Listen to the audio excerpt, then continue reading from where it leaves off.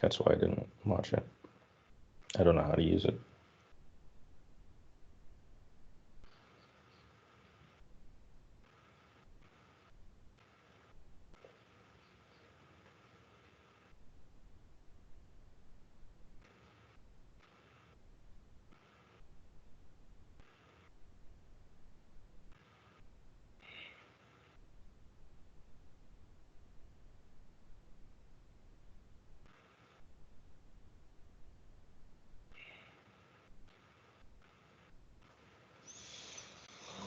Oh, Hey, sorry about that, man. oh hey, it's all cool. Oh, Sorry. it's been crazy, man. Here, My wait. new, Let me change where I'm listening to my audio from for a second. Uh, uh, I might be a little laggy because I'm recording the meeting that I just had with. There we go. I'm recording the meeting that I just had with Chris Ramsey. Um, it's still downloading to my computer. oh, cool. Yeah, but the video card and the uh, Intel card are two different cards, so that should be fine. Um, and I have my laptop on a riser with three fans underneath it, so that should be fine. But Hmm, it's a 2011 MacBook Pro. hmm. So the reason why, and I only got it like 2 or 3 years ago. I've only ever had, like, as my laptop, I've only ever had a 2011 MacBook Pro or 2012, and I've had three of them. The first one I spilled coffee on, the second one I dropped and it smashed, completely obliterating it, and then I moved the hard drive from that one uh, into a shell, and then I got this one. But um, I got those all on Craigslist except for my first one that my dad bought me. Um, and when I got my first one, it was brand new, and that's why I enjoyed it.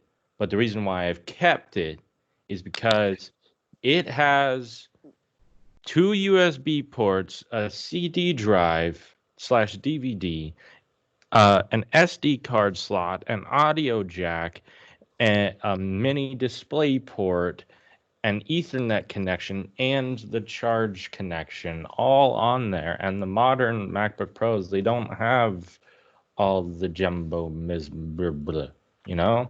Yeah, they don't have anything. I like I like the I like the gear. I like the tech. I don't want to have to like buy separate units. And I'm thinking I just want to take this motherboard out, put the motherboard from a new laptop in it, and then keep it that way. But I don't know how to do that. I'd have to hire somebody to do that. Yeah, I've kind of been wanting to like figure out how to work on computers and printers because we have like a brand new HP printer that took a shit, and I'm trying to figure out like what's wrong with it. Um, it's really frustrating. It took a shit. It defecated. It pretty much. I mean, like we used it like for 1 week, and then I think it accidentally got unplugged while it was on, which like shouldn't damage it. I think it just is like planned obsolescence, and it just like you do one wrong thing and then it's like, oh, can't fix me, too bad, gonna have to buy a new one. So I'll have to like go through all the troubleshooting. How have your last 2 weeks been? It's been a little bit. Yeah, it's been crazy. I'm getting destroyed by pre-calc right now. I think it would be a little bit better if I could like sit through a lecture and then like ask the teacher questions in person. But um, yeah, I mean, I'm just getting used to the whole online thing. How about you, buddy?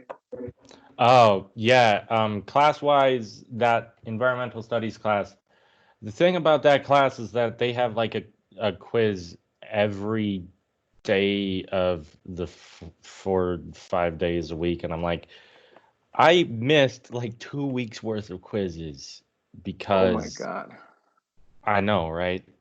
I'm very stupid, but I started it on the Mandalorian, and then it just spiraled from there. So yeah, but I'm past that now, and the big reason why is because, and I was in a funk, I'll say. I was in a major funk, but the reason why I'm past that is because I started opening this window that's next to my desk, and this sunlight is just, it infuses me with the open window infuses me with oxygen, the sounds of the natural environment. They infuse me with things that are going on. Um, and then the sunlight gives me the sense that I'm still a part of nature, you know. Mm-hmm. And that whole combination is just, it's really nice, for me, and that's gotten me out of my funk.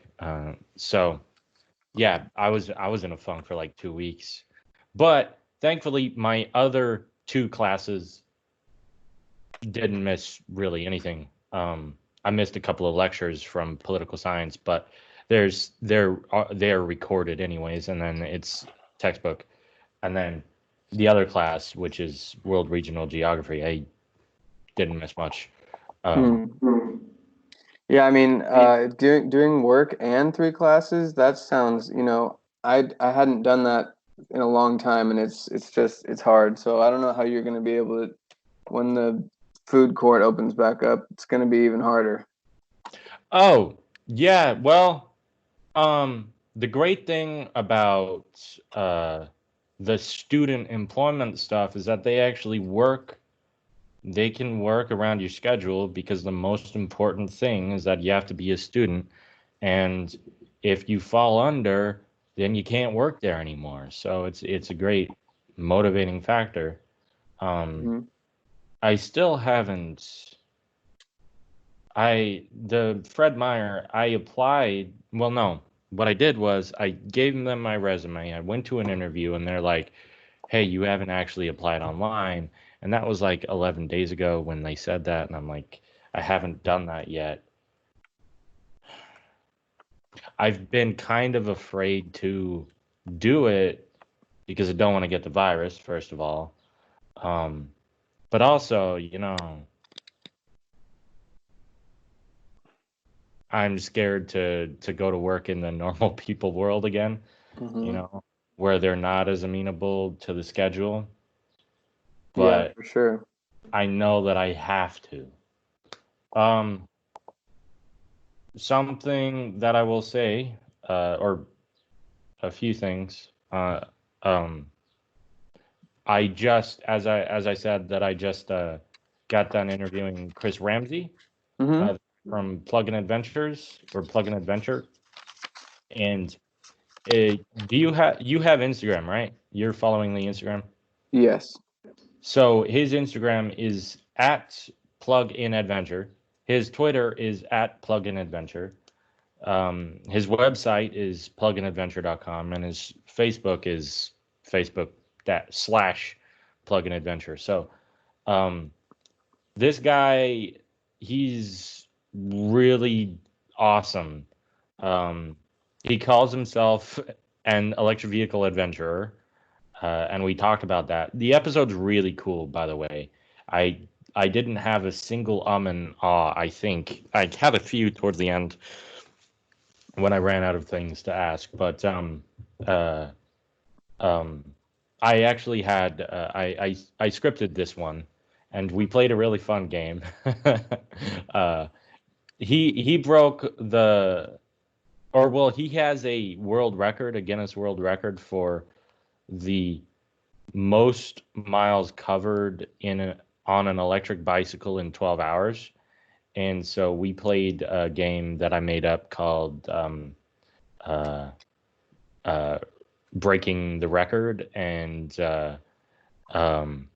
I said, guess if this is a real world record in the Guinness Book of Records.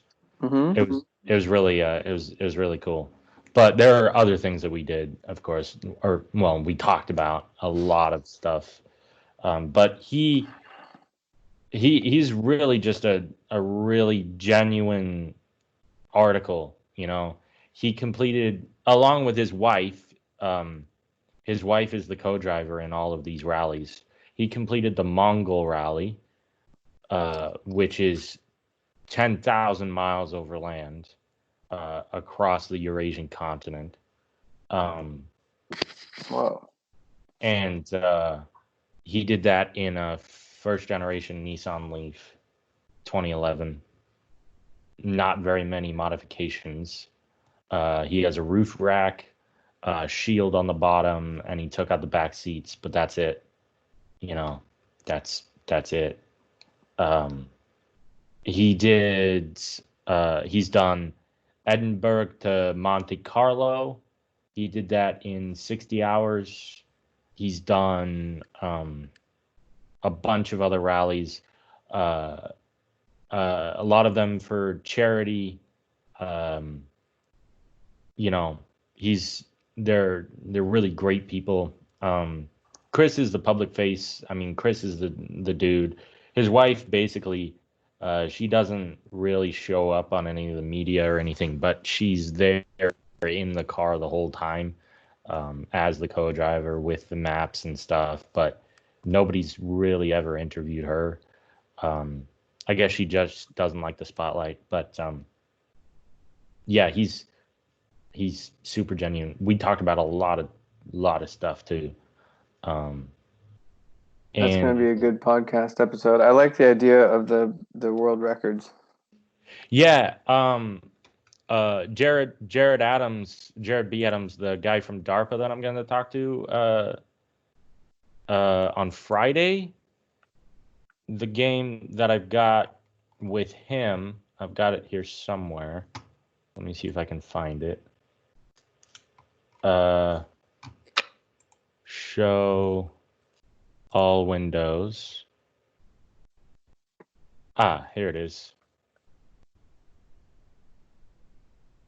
The game. Oh yeah, that one.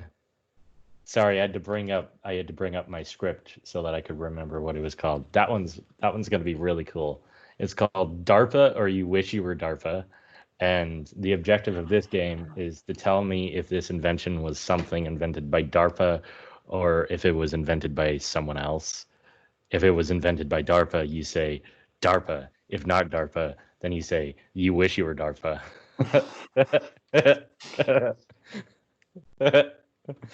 That's funny. Yeah, I listen to two podcasts that are really good at games with guests, and especially famous guests. One of them is called Love It or Leave It, and it's a political podcast. The motto of that political empire that podcast empire is that they're biased, but they're honest about it. You know, Mm-hmm. every person who started that podcast empire called Crooked Media. That's it. Crooked Media. Every person at that podcast empire was an Obama staffer. And then they, of course, hired on people later on. But they actually had a podcast when they were still at the White House called 1600 Penn. And that's how they got into it. They started that as a public relations effort of the White House. Mm-hmm. And then their script writer is a former speechwriter for the Bloomberg campaign. So, Mm. but of course, he was working with them before he got the job with Bloomberg. Um, they just mentioned that as like a comedic reference now that the Bloomberg campaign is over. They're like, and Travis, the the former speechwriter from the Bloomberg campaign. Anyways, that's one podcast is Love It or Leave It. I think it's their best podcast. That and Keeping It, or Keeping It with I forget his name, but that's about minority culture. They also Oh, have two other podcasts, one called Pod Save the World, one called Pod Save America. Those ones are basically political podcasts. Pod Save America is political about the United States. Pod Save the World is political about the world. Anyways, the other podcast that does really good on-air interview questions is from NPR, um, and it's called Wait, Wait, Don't Tell Me. And if you haven't heard that, it is beautiful. It is a it is beautiful. I don't know if you listen to a whole lot of podcasts. not a lot, but recently I listened to one about Lori Vallow, the woman who like her kids are missing and she disappeared to Hawaii with her new husband, and then there's like all these dead people involved. Oh yeah, all the post serial podcasts. And when I say serial, I'm talking about a podcast that's actually called Serial, um, because mm, yeah, that was the the most downloaded podcast in the world for a while, and it was a spin-off podcast from This American Life, which is basically the god of all podcasts. It started out as a radio show, of course, but Serial's about the first season's about this guy um, who was accused of murder, and the journalist goes down there to find out if he did it. Spoiler alert, they don't really answer the question if Anan Saeed was guilty of murder. Oh yeah, But, I've seen the Adnan Syed documentary. well, that Anan Saeed documentary, that all started because of the Serial podcast. Mm-hmm. All of that started because of the podcast. And then all of these um, mystery, like real mystery podcasts that sprang up, they all started because people said, "Oh, well, that is a formula that works." The thing about this podcast is that it's not a formula. You know, it's an Mm-hmm. original podcast. Nobody's doing it. I'm taking little bits that work from other podcasts, like the games. Um, uh, but I mean, I created both of these games, but you know, it's not a it's a podcast nobody else is doing. Um, yeah. So Yeah, that's great. And throwing some humor in there too, and I dig that. yeah, and uh, I will I will be bleeping my swear words from now on. Um, I did label it as an explicit podcast, Mm-hmm. and I did go away from the uh, the Berg because I like to swear. Mm-hmm. Um, and I don't swear very much on the podcast. I mean, if you notice, it's just the once when I say the shit in the beginning. I believe I only say shit once, and then the rest of the podcast there's no other swear words unless I swore once when we were talking. I'm not sure. Um, I but don't that was at the think very so. beginning of the episode, so Mm-hmm. m- maybe It's that's it's just one of those things where like I don't want anyone to find a reason to say that it's not like 100% professional, and and I know that like uh it's kind of your brand, like the website, and it's very like personalized. And we definitely like to have you all over it. You know what I mean? But we still have to kind of keep it academic, keep it crisp, and all that stuff. Yeah, yeah. I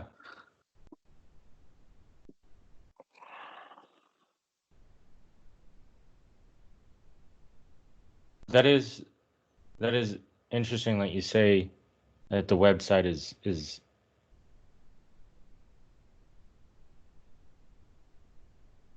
I was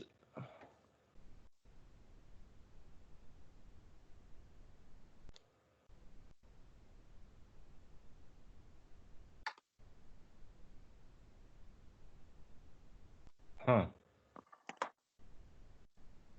And like you're the backbone of this whole thing. It's like and I now I feel bad that David isn't with us anymore. Um, but yeah, it's like you did that whole website by yourself, and that's incredible, man. It's like it looks really cool. You know what I mean? I was not wanting to make it about me. Of course, the podcast because I'm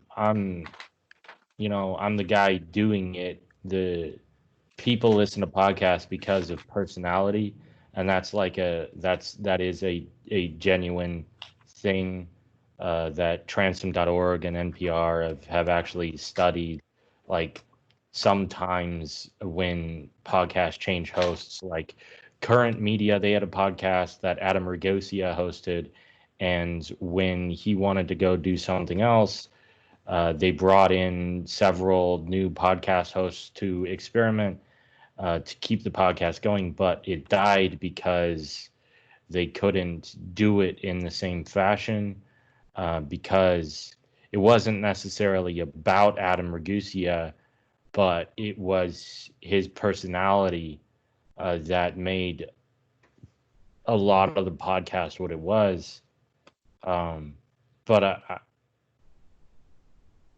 I was hoping that the website itself wasn't like me. Um, Well, it's not necessarily. It's like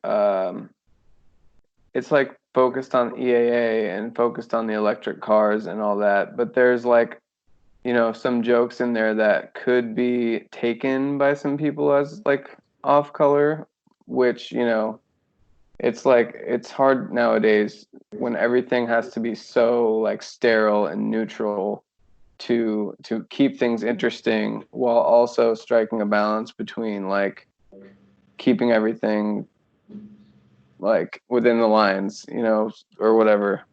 I that's interesting.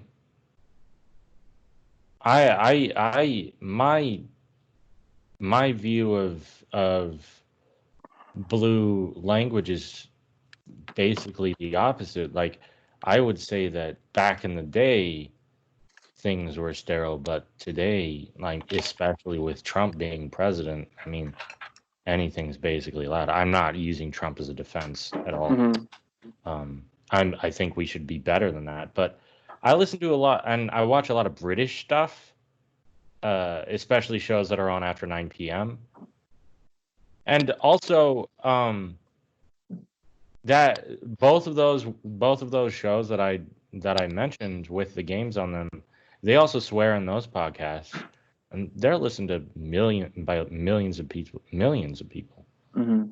Um, of course, I do think so. One of the podcasts that I listen to, the S word shit is not bleeped, but the F word fuck is. Mm-hmm. Um,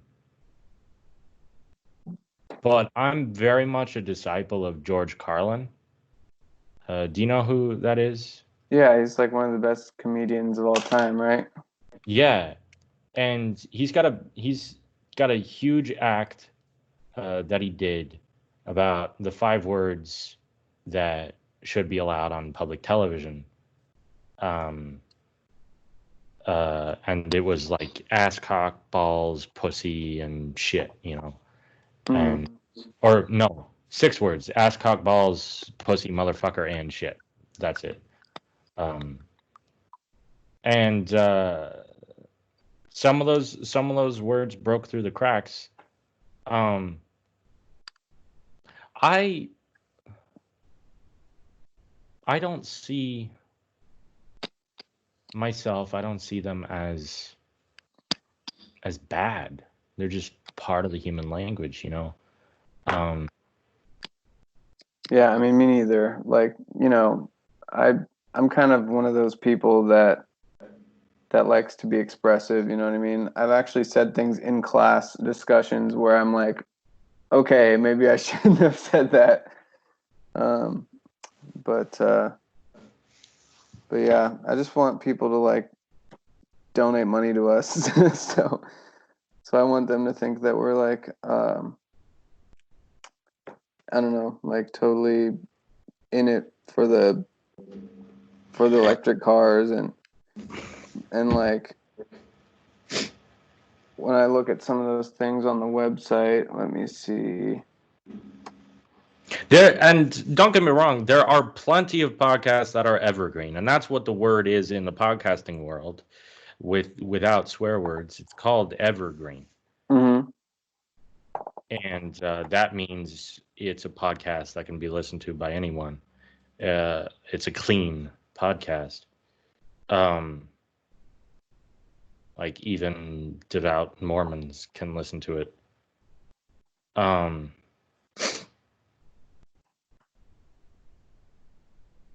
That's another thing I want to see is that Book of Mormon's musical.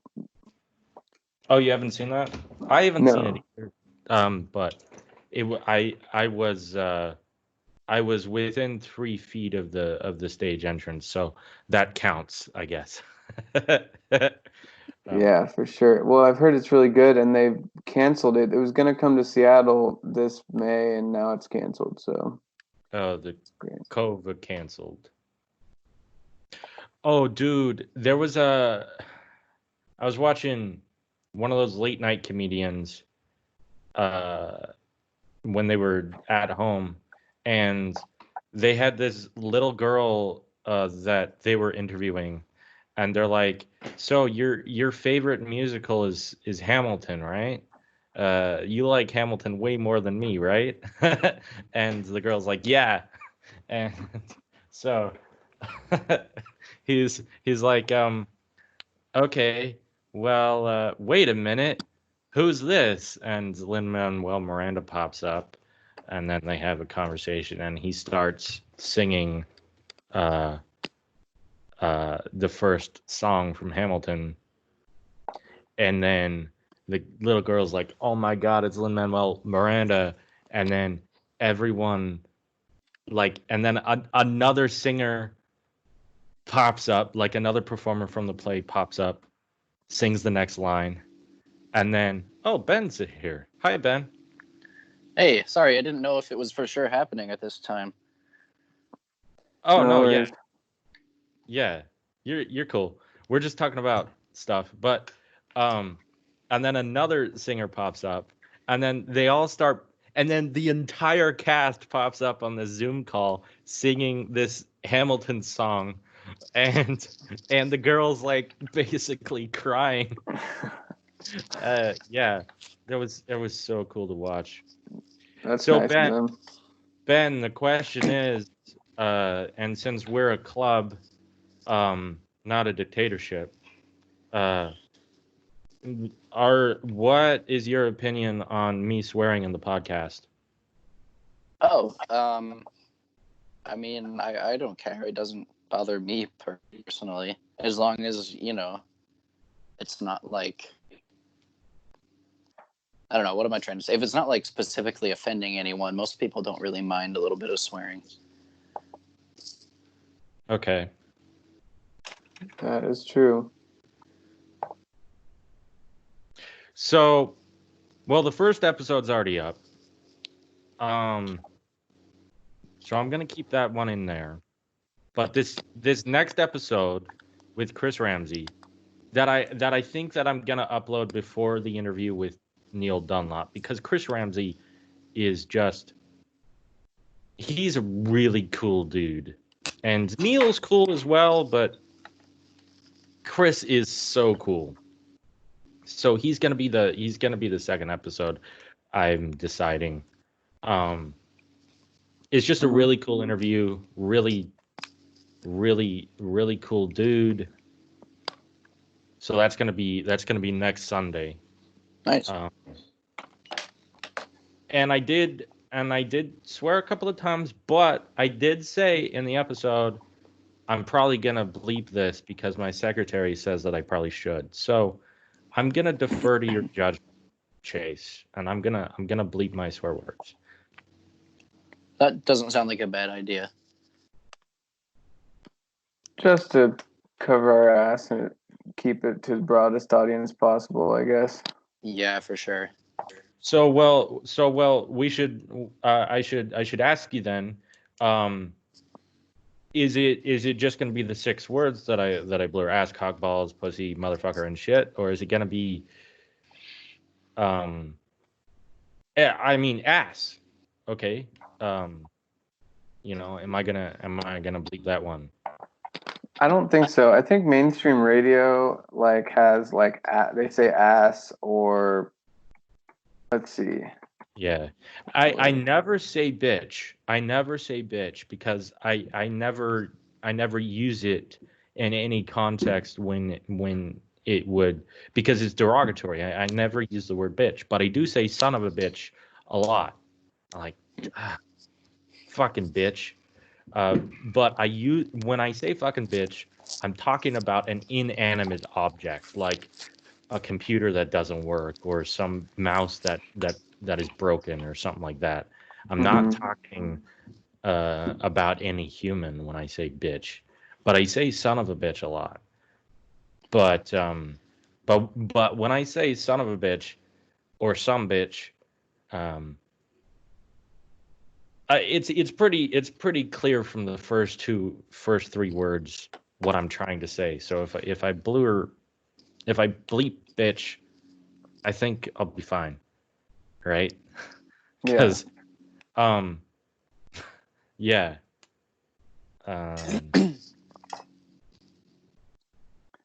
Have you guys heard that Blink-182 song that has all of those words on purposefully to piss off radio people or whatever, I guess? Oh, really?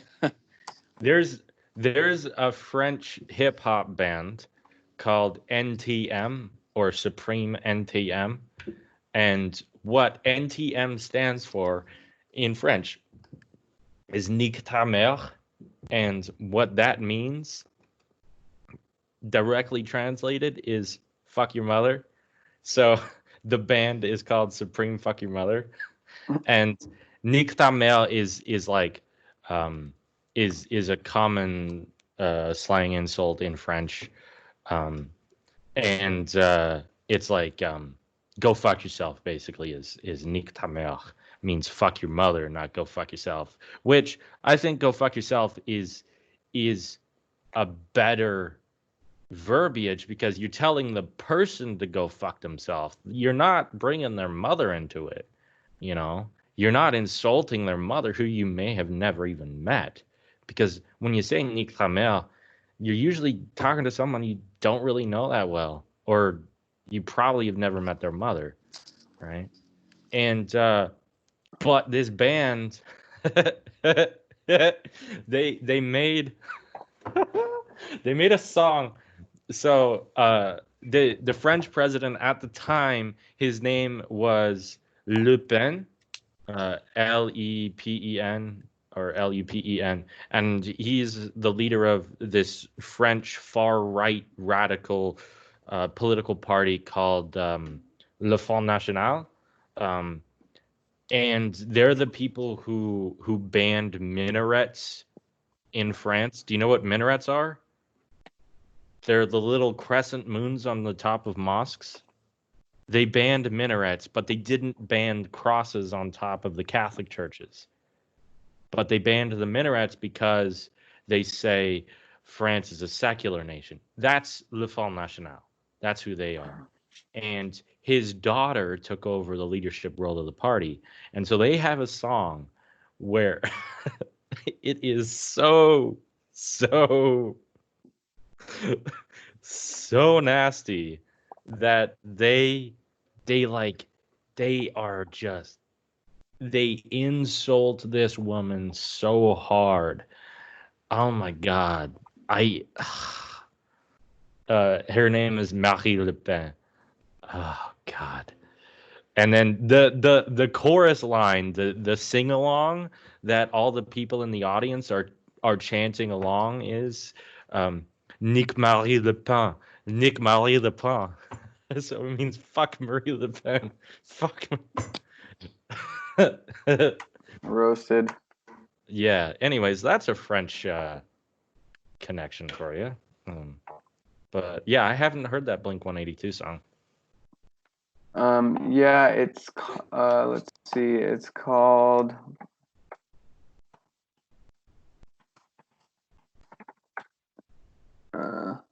this video of it is called "Shit Piss Fuck Cunt Cocksucker Motherfucker" off of the album The Mark Tom and Travis Show, which most of it was live, and it's a great album. So yeah, and then I'm interviewing, as I said earlier, I'm interviewing Jared B. Adams from DARPA on Friday, and then I have a TRB, a Transportation Research Board webinar at 10 a.m. on Thursday. That one is more for my sustainable transportation position, but that one is about what role does ecology have in sustainable transportation, and that's on the 30th. That's from 1 p.m. to 2 p.m. Eastern time. So I got to set an alert on Alexa for that. Who was that you were interviewing for that? No, that one isn't an interview. That's a webinar. Oh, cool. The first one that I mentioned is an interview. That's DARPA, but I already mentioned that earlier. Mm-hmm. That webinar, that organization, the Transportation Research Board, they're a division of the National Academy of the Sciences, or of science, the sciences, or of science. I don't know if it's plural or singular, but they've been around since the 1800s. That institution, the TRB, and since I'm a student, I was able to email the TRB and get this webinar. I got the registration fee waived, but I found out about the TRB. I wouldn't know that they existed actually if I didn't go to CES, where I met somebody from the DOT, the U.S. DOT, Department of Transportation. They had a booth down there, and there were students actually from the UW down there at CES, working in consort with the University of Florida and UC Davis. They were working on mapping the human behavior, mapping human on and off ramp driving behavior, and a couple of other things. They had a sim set up, and they had me sit down in that chair, and they had me look at these three monitors, which was basically my roadway, and I had a steering wheel in front of me and a gas pedal, a brake, and they said drive how you would normally drive. These are your controls. And so I'm like, okay, I figured out the controls. They're like, all you have to do is get on the freeway, right? And so they were mapping my behavior. And a place like CES is a great place to do that because there's lots of foot traffic, lots of people coming through. Even if they don't all stop at your booth, you're still going to get a lot more participants than you would just by staying at your university. So that was really interesting to see. But yeah, while I was there, that was just an aside. While I was there, they had a brochure for the TRB and for the um, National Center for Sustainable Transportation, which is the 7 universities across the country. Um, and I've linked their website in the email, like several weeks ago, last month. That I sent out about all the webinars that I was going to over spring break. But yeah, I don't know off the top of my head all of the 7 universities in the country, but I know that UC Davis is the one that started that program, National Center for Sustainable Transportation. And anyways, on their website, that's how I found out about the TRB. They have a list of webinars that sustainable transportation students might be interested in, or professionals. One of the ones that I went to was super boring, super fucking boring. I could not fucking stand it, and that was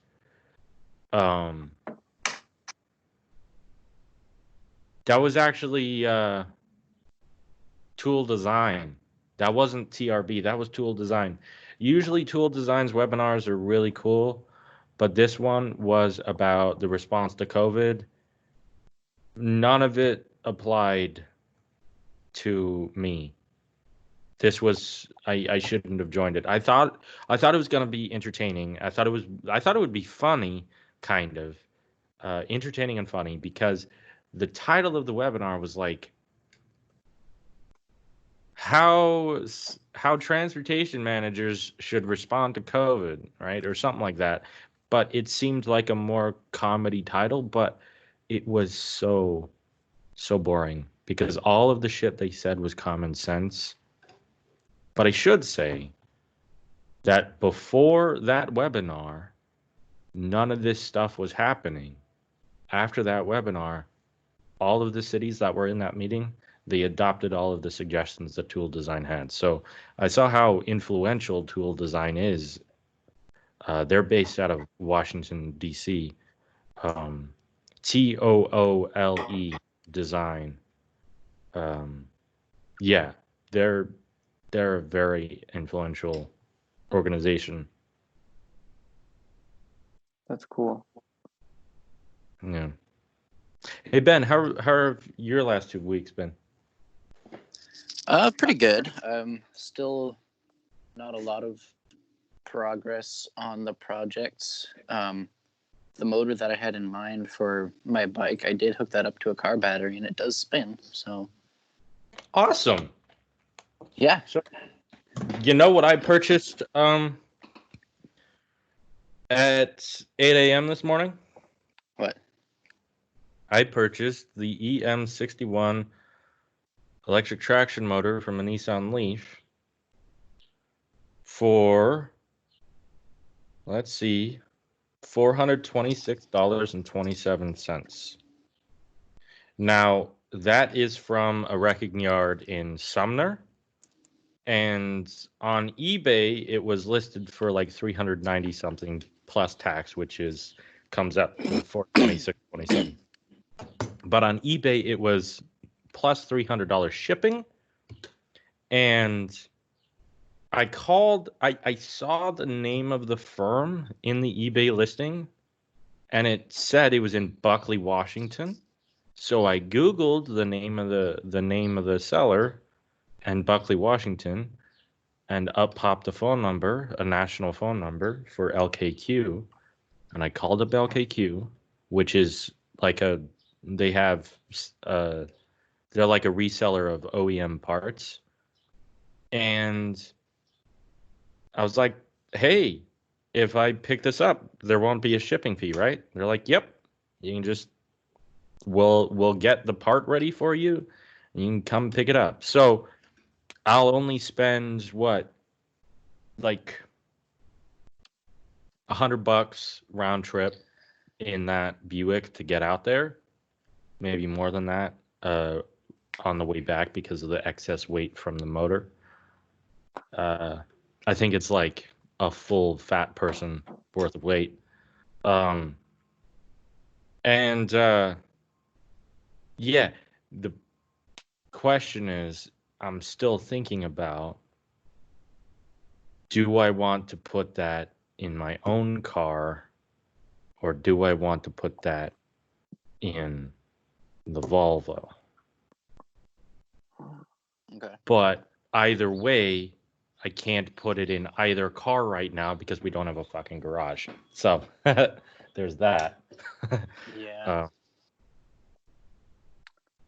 so I might hang on to it until the virus ends. But you guys, if you think that I should put it in the Volvo, then you should start trying to wear me down because I'm really leaning toward putting it in my own car because I don't have an electric vehicle right now, and that is why I started all of my adventure into this. So yeah, but so your motor spins. Yeah. Yeah. I think it's fair if you want to use that for your own project. I think that's totally fair. Um, but yeah, so the motor's, it's a little like 12-volt motor. I looked up the part number, and I think it was like the fan for a heating system in an RV or something. Cool. But yeah, it's actually like, it scared me. I hooked it up to the battery, and that thing freaking kicked, and I was like, okay, it's got some torque. This should work for a bike, so hopefully it'll be powerful enough. Well, you've only spun the motor. You haven't actually connected it to anything, right? No, I hooked it up to a car battery, and like, No. I mean, you haven't actually connected it to a wheel. no. So all you've determined, let's get this clear. All you've determined is that it has high RPM. It doesn't necessarily have torque. You're It's still got high RPM, and it was difficult for me to slow the shaft down like with my hands. It was, whereas like the other one I had that came from okay. that like weed eater thing, that was like, that didn't really, I could just grab it, but this one it felt more powerful. So you did actually do a sort of test for torque. Okay. Kind of, yeah. I just wanted to make sure that we weren't getting RPM confused with torque because some people do, and that's a problem that people have. So that fits in the dimensions in the volumetric dimensions of your bike. Yeah, it's pretty small. I haven't worked up exactly how I'm gonna mount it, but it's definitely small enough to fit in the frame. So Yeah. And the thing about bicycles as opposed to cars is that there are so many more people who have converted bicycles than cars because it's just cheaper. So there's so many people, like so many experts in the field that if you get stuck, you can call up. There's like services that you can contact. There are blogs, YouTubes. So right, yeah, cool. yeah. Um, there's a guy on the SEVA, SEVA, Seattle Electric Vehicle Association, on the Facebook page, or the Facebook group. He posts every now and then. His page is called 18650 Harvested Surplus. But most of his posts are about cafe racers that he is converting to electric or other electric motorcycles. And if you guys are inclined in motorcycles, I'm just going to say that there is right now listed on Craigslist in Wenatchee. No, not that one. In Wenatchee, A 1971. It just got posted yesterday. So 23 hours ago. A 1971 Honda CB100 for $500. Now, it doesn't matter how many cc's that engine has Right. because you're going to put an electric motor in there anyways. So it doesn't matter that it's only a CB100, right? And Yeah. it's $500. The problem with it is that uh, she says has been sitting through winter, so probably needs new oil, rebuilt carbs, but float may need adjustment, needs new Kickstarter or electric start.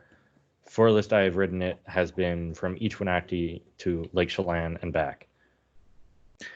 I've last night I didn't really get to bed because I was debating whether or not I wanted to buy this because it has collector plates, so you wouldn't have to register it. I was debating whether or not I wanted to buy this or buy the motor, and I decided on the motor because this would not get me closer to electric transportation because I would still need to buy a motor for that. But buying a motor gets me one step closer rather than having yet another vehicle to convert, even though this thing looks like the perfect bike, the perfect type of cafe racer style bike. And it's on Craigslist right now, so Cool. but yeah, I can send the link to you guys if you want. Yeah, sure. Yeah. Definitely. But have you have you done any torque vectoring factors on that motor? Or have you found them on, well, I wouldn't necessarily go off of the manufacturer's statement because they're using it probably from translated um, along the fan belt, right? Rather than directly from the motor. Or are they? Probably. I didn't look at. I didn't find too many specs. I found like a lot of like replacement OEM parts for whatever it came in, but I didn't find a lot So of specs. I guess if it is spinning a fan belt, which I'm assuming it was because you say it was from a fan. If it is spinning a fan belt, then it's probably good enough for a bike. I would think so. Yeah, and I'm at least 'Cause gonna yeah. are you gonna do pedal assist? Um, the plan is not to, because I'd like to have space to put either the battery or the motor down low if I can, to keep the center of weight not so high. But it's only a street legal. I mean, it's not going to be technically street legal anyway because I haven't registered it, but it's only like a street legal moped if it has like the pedal assist, I think, or something like that. I don't Well, actually you remember, can. but I mean, there are electric bicycles that have electric drive and pedal assist. So I'm wondering if you want to incorporate both functions into the electric motor. Like you can actually also add in regenerative braking from pedal assist. That's what I mean by pedal assist is regenerative braking. Um, oh, huh. yeah, so like you can do regen, and since it's such a small motor, you're gonna get a lot more of a regen ratio when you're using the bike pedal as a generator to the very small battery. You're gonna get a lot of range out of pedaling your bicycle versus the range that you get from going downhill in a Nissan Leaf Right. comparative to the size of the battery. All right. Uh, Gotcha. how have you figured out how many kilowatt hours your battery pack is? No, I don't have a battery pack currently for it. I need to So, I need to well, find something. Are we not using the one that you bought that's sitting in the classroom? Oh yes, that is the plan eventually. Yeah, for sure. Okay. I just won't have access to that for a while. So yeah, is that what you meant? Yeah. Yeah. No, not exactly, because I haven't really figured out how to arrange the cells. Oh, what arrangement you want to do? Series versus parallel? Yeah, I don't know exactly how they're gonna fit or what kind of container I'll be able to make yet. So Okay. Chase, I see your lady friend walking behind your screen every now and then, and you haven't introduced the club. Yeah, she's shy. But you can definitely meet her when she's back around. So, I mean, I just want to like, yeah, say hi because, like, yeah. But anyways, Yeah, um, she's just kind of in the background. She's working on job apps right now. She's about to finish her master's at Central. Um, and she's doing natural resource management type work. So she might be a person that we can collaborate with in the future. cool. yeah, yeah. All right, I gotta take off for today, guys. So we are doing noon on Tuesdays. It's the new time, tentatively. Possibly because it's only us that could show up to this one, which was enough for the last couple of meetings that we were at. But I'd really like to get Jacob in on one of these. I know David Yeah. says he can't do the rest of the quarter, but I know Jacob. I don't know. I don't know what's up with him if he's still available. So I'm gonna probably call him, have a conversation one on one, because I know he's graduating. He's a senior. He's leaving. Chase, what year are you? I'm technically a sophomore, but I'm Okay, freshman. so all three of us are gonna be here next year as long as I can actually um, pay my student accounts from fall quarter. Um, All right. Yeah, so we're all gonna be here next year, but Chase won't be, or not Chase, but Jacob won't be. So I'm gonna call him and see if he has anyone in mind to replace him for next year, because April's the month when the team captain should start looking for a replacement. And really when anyone from the club, if we had like a big club, would be considering running for the next year's officership. Right.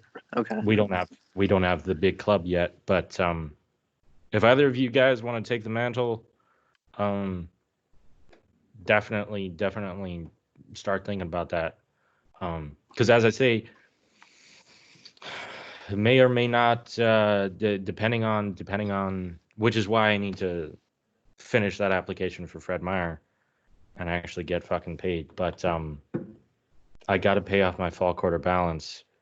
Um, which is only like 4,000 something. It's manageable. I can probably do it over the summer. Um, but I got to get a fucking job. And if I'm under the stay-at-home order uh, during the summer, then I have to stay here, and that's I have to pay rent. So um, I don't think they'll care if I move off campus during the stay-at-home order because But I don't know. I don't know. All of that. Um, All right. Well, cool. I will. I'll keep that in mind. Hopefully that all works out. yeah, yeah.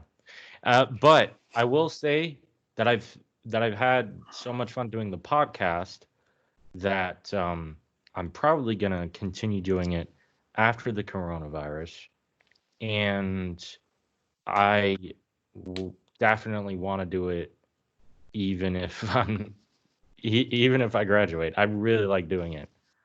Sweet. Yeah. So, uh, yeah, I really like doing it. I like the people that I'm meeting from it. Um, and it's giving me a boost of energy. So that's good too. Awesome. All right. Well, I will talk to you guys next week.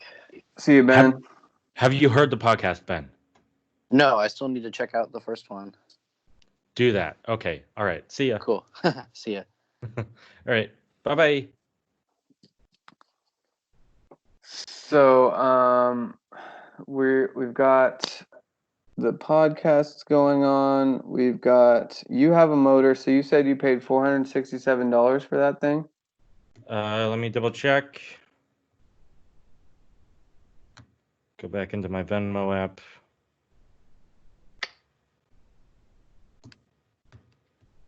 I paid $426 Cool. and 27 cents. So a good goal for us to raise as a club, I'm going to email some people that I know. A good goal would be to raise $450 roughly, or maybe 500. No, I'd say 700 because that was a very rare find. For the motors on eBay, 650 to 700 is the cheapest. But again, like I say, the more work you put into actually finding the motor, the cheaper it'll be for you. So, and it doesn't have to be a Nissan Leaf motor. That's what I'm saying. It can be any motor that actually does the job. Um, the early motors were electric forklift motors. Mm-hmm. You know, if you can find one for cheaper than that, but it's harder to find those motors today because those networks have all sort of disappeared because there are now companies making conversion specific motors and motors that do specific jobs, and it's so much easier to get an OEM motor out of a crashed car, um, rather than getting a forklift motor these days, unless you live somewhere where there's a forklift junkyard, and those do exist in California and like Nevada, but not around here, so it's hard to find one. um Yeah. Okay. So five to $700 would be a good goal. That way we can actually set something in our sights and like make a fundraising goal for the short term. I know obviously we're going to need more in the long term, but this would be a great step. And like I said, I have some engineer friends, and I have some people that I can ask to help us out. but that is just for the motor. That's Mm-hmm. not that's not for the batteries. The batteries are going to be more expensive than that. Mm-hmm. um and that doesn't include the that may or may not, I should say, include the motor controller, the inverter. um it won't include a coolant unit. um it won't include a BMS because you got to buy a BMS. um uh and either an Orion or an AEM racing display, which is really a preferable unit to have, especially in a professional racing vehicle. Um, and you can actually link that. Uh, uh, Orion is a conversion specific setup made by Andromeda, but um, the AEM electronics, they usually do racing for regular ice racers, but that computer system you can hook up to a BMS from an electric vehicle. And I am interviewing a guy who did just that. I'll be interviewing him either this week or next week. I haven't actually set up that interview yet, but his outfit is called Bisimoto. And if you go to our Facebook page, I know you don't use Facebook, but if you go to facebook.com/centralev, there's a video linked from Hoonigan about that car. That's the guy that I'm going to be interviewing on the podcast. Not just about that car, but about all of his EV conversions that he's done. Yeah. Cool. That sounds like a really cool person to talk to. Yeah, I guess there's a lot of facets. So, I mean, maybe we should start putting together a build list of maybe the total money that we're going to need for this project. And maybe we could try to sell some things off of the Volvo, like on Craigslist. Like we could sell like the back seats or the front seats or whatever, for example. I don't know. The other thing to think about though, do you like to save money?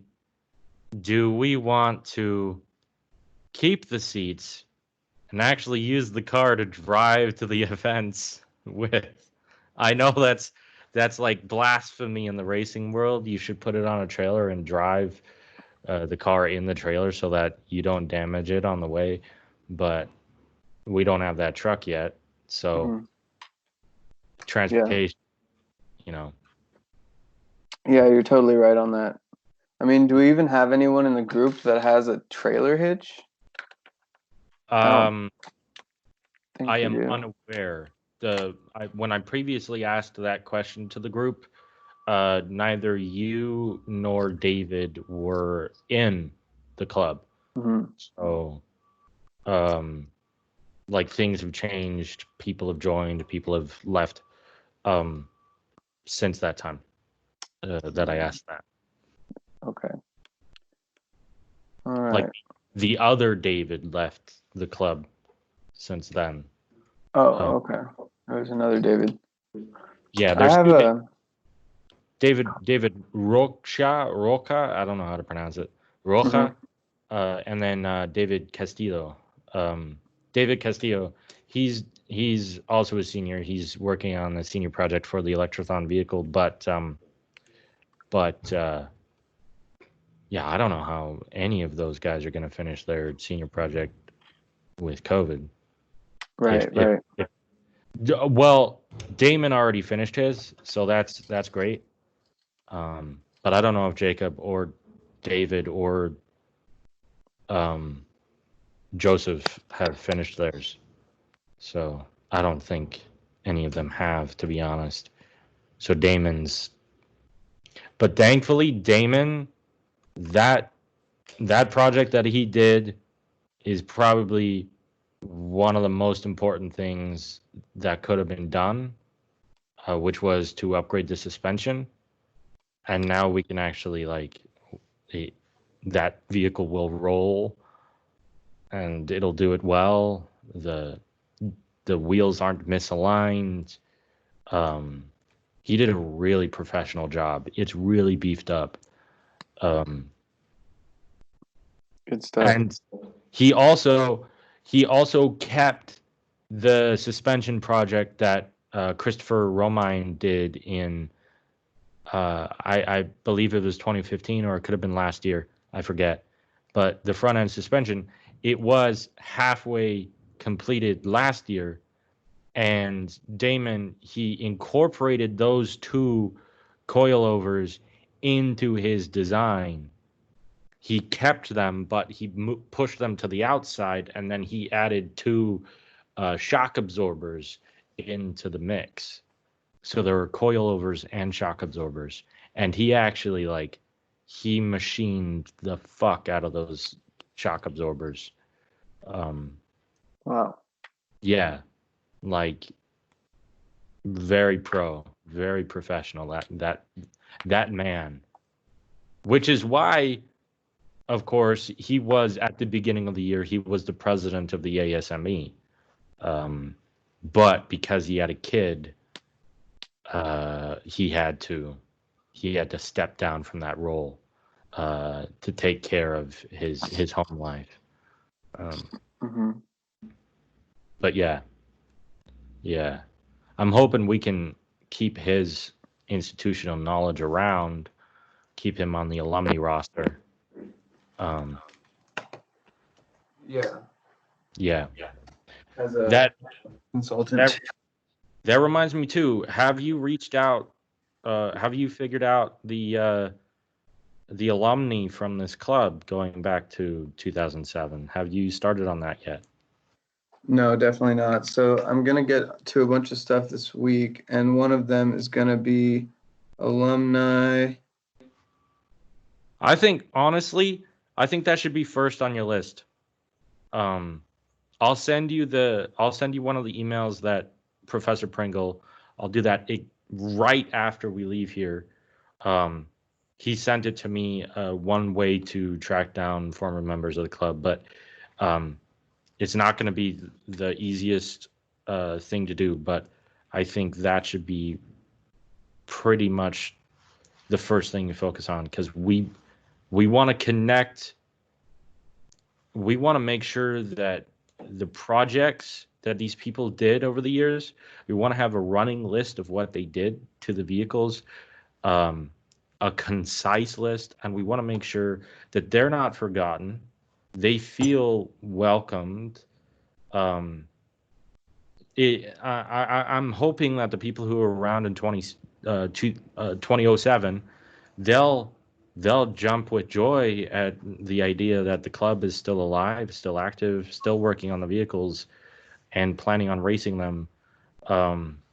That's what I'm hoping. And that they have money, you know. Okay, cool. I'll get on that, contacting them, and basically saying that any type of help would be great. Whether they want to just like talk to us, join our meetings. You can also link them to the letter. So if you go to centralev.org, and then if you hover over Join Us and you click on Alumni, there's a letter to the alumni, and you can actually, since you have editing capability, you can actually edit that letter if you want to make it sound better, more professional. I just basically I wrote that in 5 minutes as placeholder. But there's a letter, an appeal to alumni to join us, to join our chapter of the Electric Auto Association. In fact,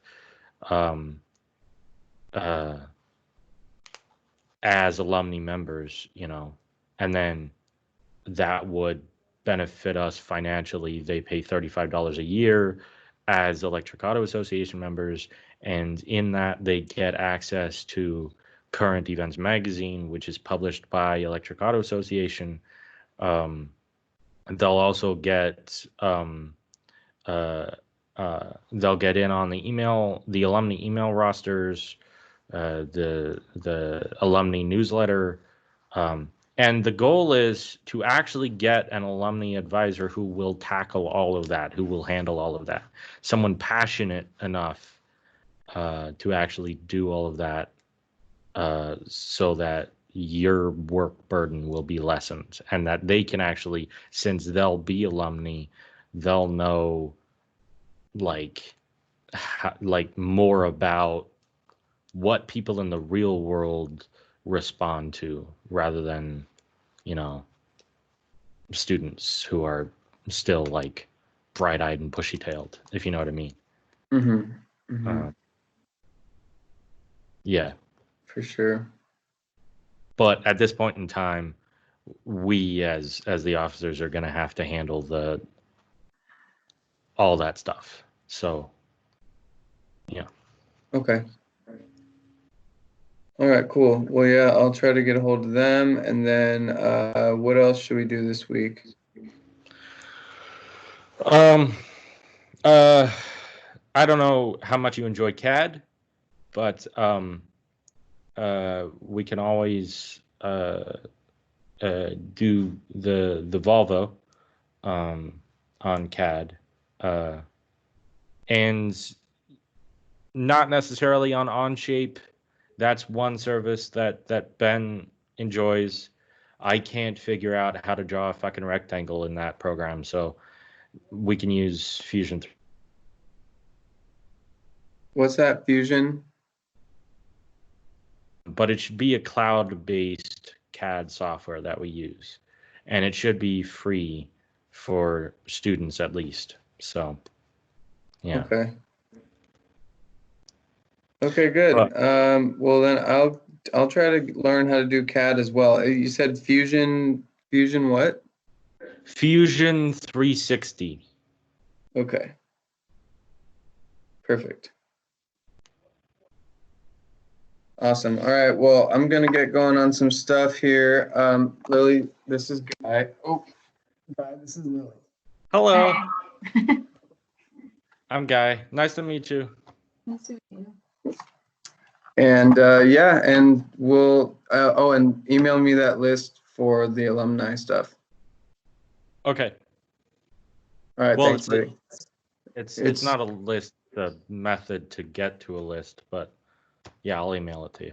Okay. I'll have to go through the CC'd people or something. No, actually, uh,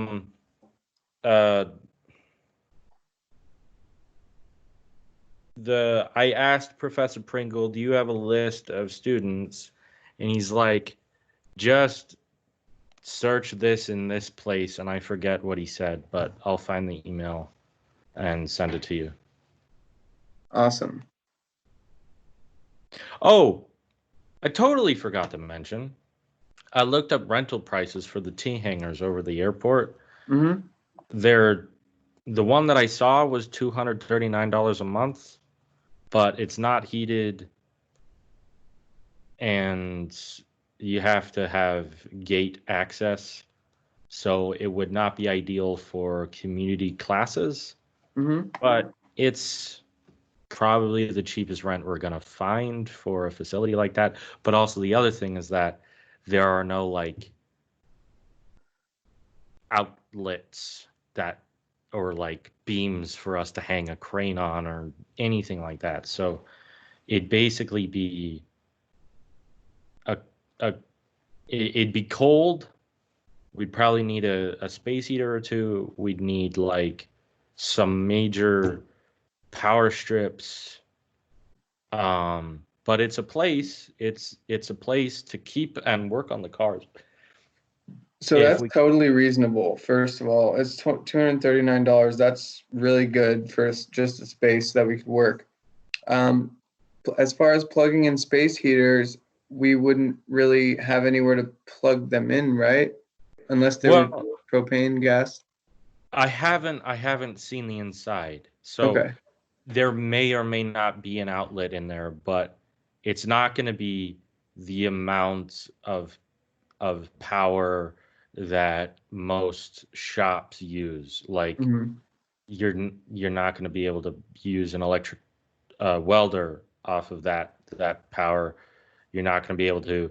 But the great thing about an electric vehicle club is we know a lot of people who sell battery banks, and we can actually build our own. And so if we build our own battery bank, we can actually use that for our shop electricity, and then we can recharge it using solar. So there's an idea, but that of course costs money as well.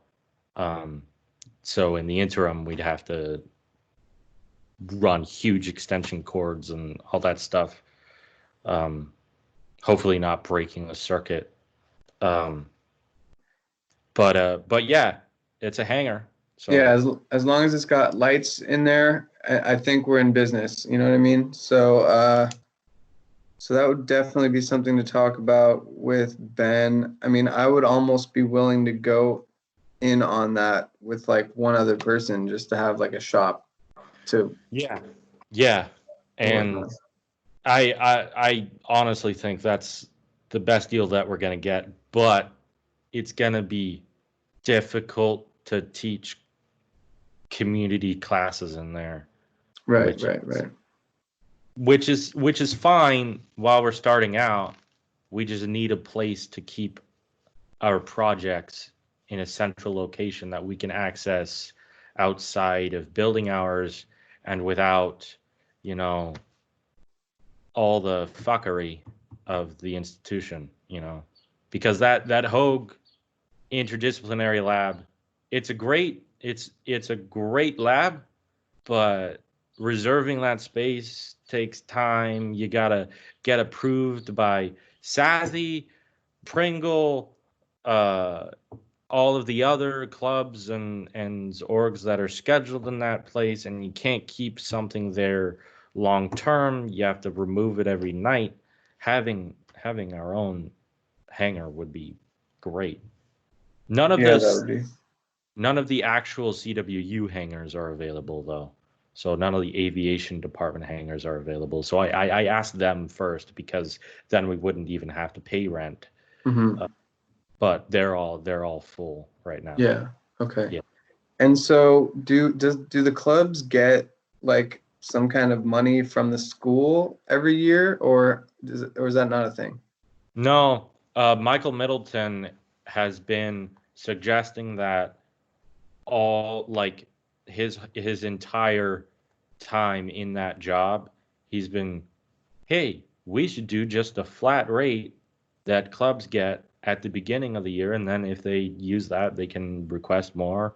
But in the current funding model, we get an amount that the club is able to get dispersed, but you have to request it from different councils, and different councils and committees and boards. They all have different amounts of money that they're able to shell out. Um, and Because they all have funds that they're working with, and they have to keep track of how much money is in the account going through the entire academic year. And like the S&A, for example, they have a specific amount of money that they're working with. They have basically the entire S&A meeting is just, they have a spreadsheet up on the projector. They're all looking at it. In the right hand column is how much money is in their little piggy bank. In the middle column is how much money the club is requesting, and right next to that is how much money they're giving to that club. And those clubs, before they make those decisions about how much money to disperse, those clubs, they go in there to the S&A and they say, this is why we want the money. And there are like 8 people on this S&A committee, and they'll make decisions for financial reasons. They'll make decisions because the pitch wasn't good enough. They'll make decisions because they don't believe that the language that the presenter used, they don't believe that mission that the presenter presented actually applies to the mission of the S&A, even though if they had used just a different word, the presenter probably would have come off better.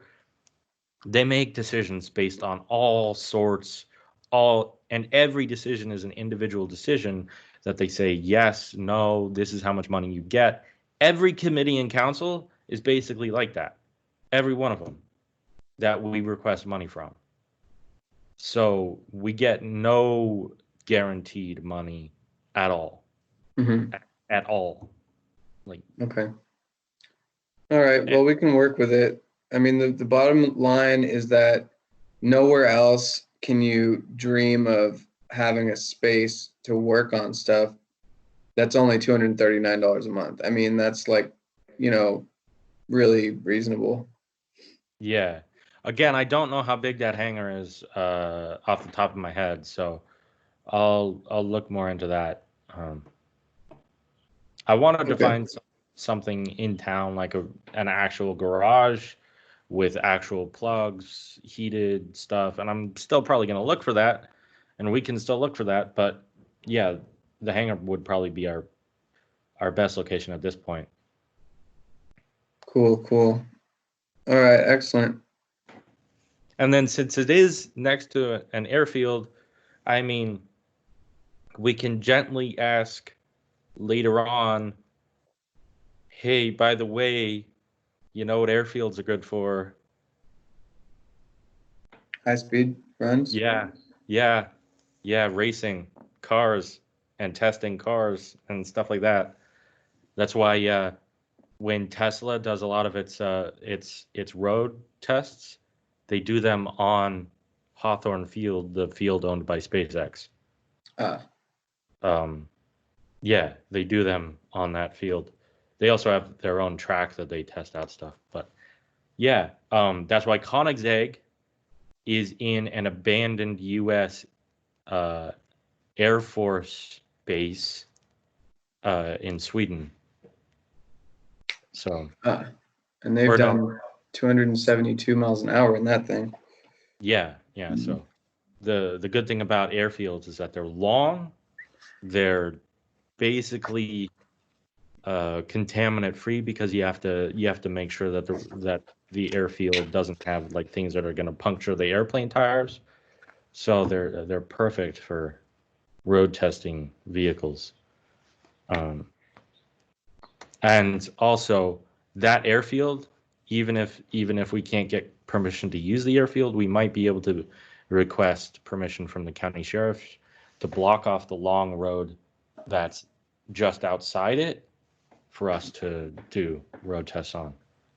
Perfect. But yeah.